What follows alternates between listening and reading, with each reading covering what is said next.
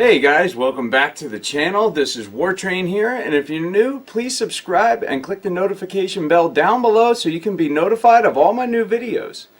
And do me a favor, please like the video and share it to your friends on social media. I'd really appreciate it, and you would definitely be helping out the channel.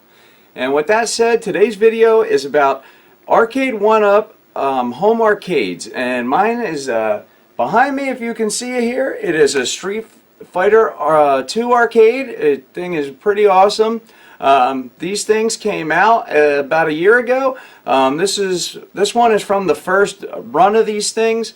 This year they're doing a new run, which includes like Mortal Kombat 2. Well, it's Mortal Kombat 2 inspired. It actually has 1, 2, and 3 on it.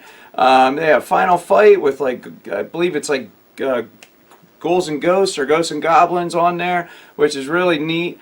This one, this generation of the run is, they had Pac-Man and Galaga, and the Street Fighter 2, which for me, this was the one. Really cool, officially licensed by Capcom. This game I played a lot in the 90s. Pretty much anywhere you went, there was a Street Fighter 2 arcade machine. And there was usually people playing them as well.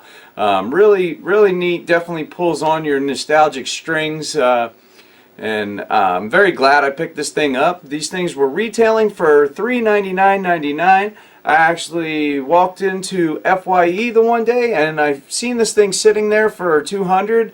I was like, hey, is this box damaged? Like, what's going on here? And they're like, no, it's just, that's the price. I was like, I'll take it. And I especially wanted these Street Fighter one. The configuration of the button layout was perfect for what I wanted to do with these machines. I actually wanted to get one because I want to modify this thing and I want to be able to add hundreds of games or whatever, just a whole bunch of games, and pretty much handpick arcade games that I've always loved playing and ones that I never really got to play. I think that would be so cool, and instead of just emulating it on a TV, I could actually do it with a 3/4 scale replica of an actual arcade machine, which is awesome. And to pick this thing up for $200 was definitely a steal in my opinion. I think that's a great deal. 400 is a little steep. It'd be really hard to pick one of these up for that price, but definitely willing to throw down 200 for one of these all day long. It's definitely a lot of fun. Me and my children play with it together. It's really cool, and they can see what I was playing back in the 90s in the arcade. I really want to get the Mortal Kombat one because I'm also a huge Mortal Kombat fan and been playing that since the beginning, so hopefully that'll be the one that I pick up eventually next. I don't know how long they'll have like certain ones of these available. It seems like some of them are limited time or exclusives, like Pac-Man was exclusive to Walmart. That was a pretty cool one, so maybe they'll come out with the Miss Pac-Man one next, exclusive to Walmart possibly. That would be really cool. Real big fan of Pac-Man and Miss Pac-Man. But these things are really neat. They're priced just right as far as you know, putting them together. They're really easy to put together. I think this thing took me about an hour, give or take, and the instructions were real easy, streamlined, and real easy to follow. I mean, even if you have a hard time putting stuff together, I think that you could most likely figure this out.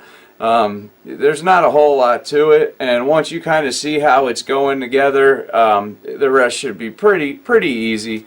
The main thing is probably the structure, and like I said, there's not a lot of parts. So once you get the structure up, I think you're golden.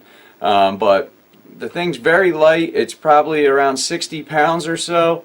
Definitely makes it portable in my opinion. You definitely wouldn't be lugging an arcade machine around normally because it'd be way too heavy. You'd probably have to have it on rollers or something. I mean, this thing, you can pretty much just pick it up and take it wherever. And they're actually pretty small. I have a riser on mine that adds another foot, but without that riser, the thing is tiny. My 6-year-old son can stand up and play that thing like it was meant for his size. For me, that's way too small, and I don't want to be on kneeling down, hunched over, trying to play it because it puts a strain on my back.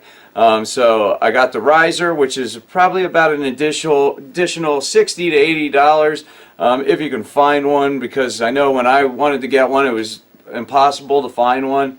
So I actually got one off of eBay, and I think I paid the higher amount, which was like somewhere around 80 maybe, with shipping.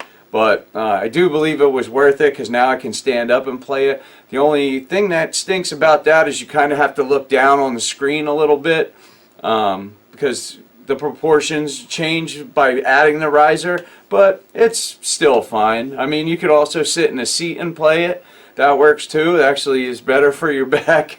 And then you won't be forced to be hammering down on the machine, going nuts on the buttons and having it shake, because it is pretty light. So if you get some super intense gameplay and you're kind of like muscling it a little bit, yeah, you can move this thing around for sure. Because it's, like I said, it's super light. The body's hollow. There's not much to it. I mean, it's pretty much just a monitor that just plugs into like a little board. And that's pretty much it, and plugs into the wall. But the 6-button configure layout, I got to modify it. I bought all the stuff to do it. I got a Raspberry Pi, an encoder for the buttons and the joystick, and I had to get another little board that gives you the option to plug in an HDMI cable, because this doesn't have that. It's actually a long terminal strip with a bunch of wires hanging out like a ribbon that you just plug into the back from the board, and that's it. I mean, there's not, like I said, there's not much to it. So you need some kind of piece to convert it to give you the input for the HDMI. So I got all the stuff to do it. Like I said, I got the Raspberry Pi, the encoder, the board or whatever for the HDMI. I got new buttons. I got buttons. I wanted ones. They have LEDs. They light up. They look really cool. That's pretty much it. I just need to put the time in to actually do it.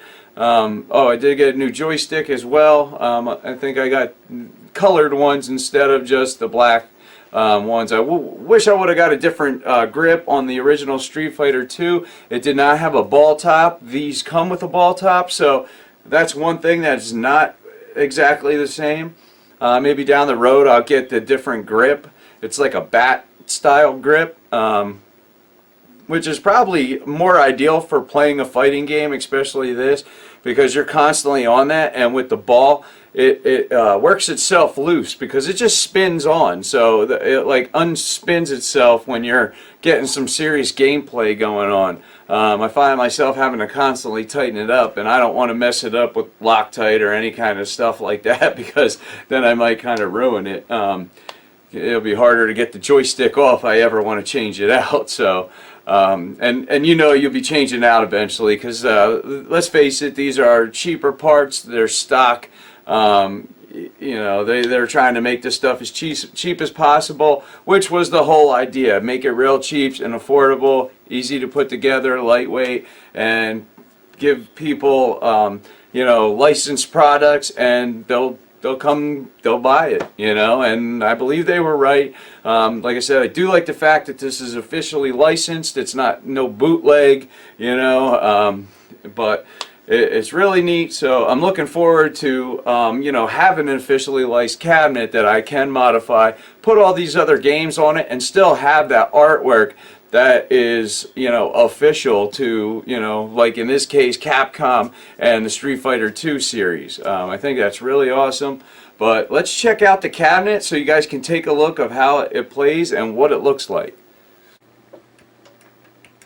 Okay guys, I'll show you some of the artwork on this thing. Right down there you can see the riser, which is really nice, and it definitely adds that extra foot. But he's not even riser, he's Ryu.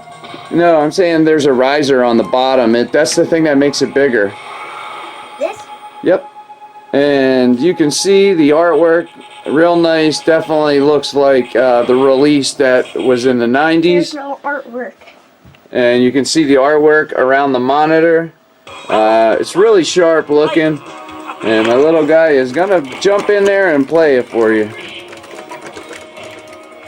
It has an HD LCD screen. The only problem is there, with it being in HD and these games being older, there is some flickering on the pixels in fast movement. You don't see it much on this game, but evidently on other reviews, people that have some of the other cabinets, you see it. What's up, pal? Go ahead, just play the computer. Oh, he's gonna play versus himself. But yeah, it's really fun. Me and him play this together. And he does this sometimes, or he tries to do both. A little difficult, but. And as you can see on the control deck here, there's actually a sheet of plastic over this. The original ones, they were having problems with the paint rubbing off, so you were actually able to call them up or just do it online. I actually did mine online, but you were able to get that for free.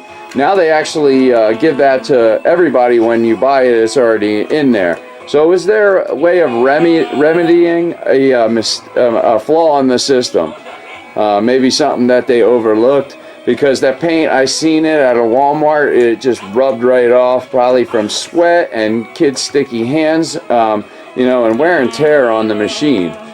Which is unfortunate, because you don't want to spend the money and then a couple years down the road your machine is not looking pristine anymore. That's unfortunate. Especially too when it may be harder to get some of these classic machines later on, because they'll probably do different runs of them. I really want the Street Fighter or the Mortal Kombat 2 one, and I definitely wouldn't mind having the Final Fight one. It actually has one of my favorite arcade games, which is Ghosts and Goblins, or Ghouls and Ghosts. I forget which one is on there. Same thing pretty much. But real fun, hard Capcom game. Daddy. Yeah. But yeah, this is, it's definitely a cool little machine. And I really can't wait to modify this guy. It's tough though, because I do like it as is. It definitely has something to offer, but I just believe that this thing could even offer so much more. And check out the artwork right down here. And yeah, there's the little riser, which sells for roughly, I'd say, maybe $60 for the riser. But definitely cool. And then I seen it fitting to put Capcom's characters right above it. Ken and Ryu from Mega Man, and or Ken and Ryu from Street Fighter 2, and then Mega Man, all Capcom franchises, but Nintendo amiibos. But pretty neat. Daddy's almost dead. Ah. No, he's dead now. I hit the button by accident. But yeah, this game is definitely fun. Me and Sean play this together sometimes. Here, let me see if I can do something here, bud, with one hand. He'll probably whoop me.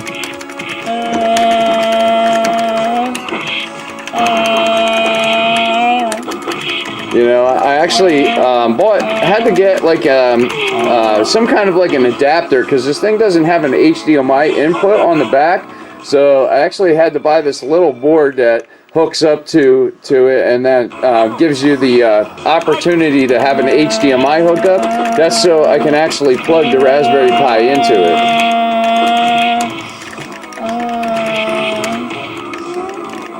And then there's also another thing I had to buy, which makes it, it's like an encoder, which makes it possible to hook up the new joysticks and buttons to it.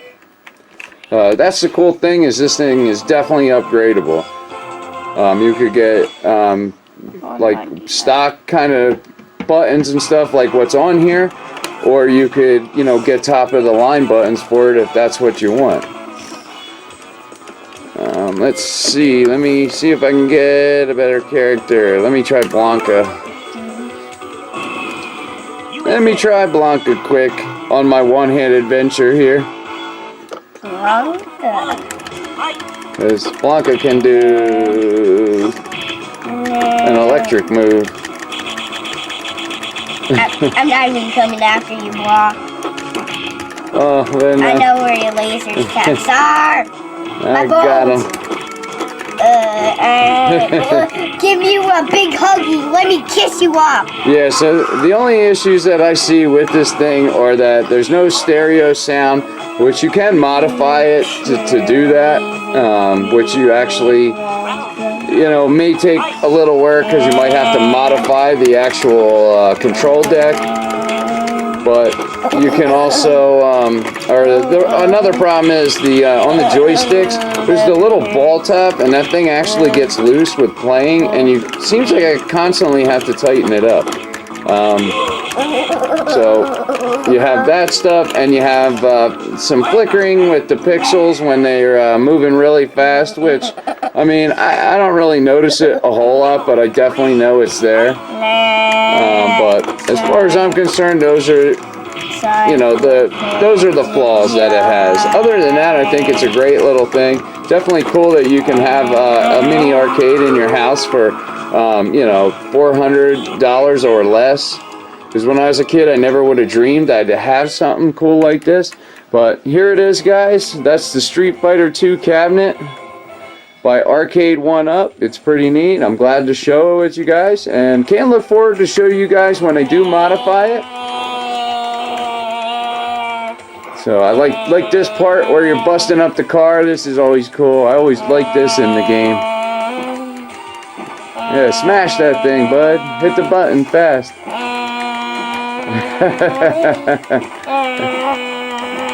So what do you think, Sean, about this system? Good. You like it? You didn't grow up during the Street Fighter 2 days. What do you think of this game now? Does it still hold up? Good. Yeah, it's good. Well, you heard it from Sean. This game is still good. But that's the video, guys. I hope you enjoyed checking my Arcade1Up mini arcade out. I'm War Train. I'll talk to you guys later, and I'm out.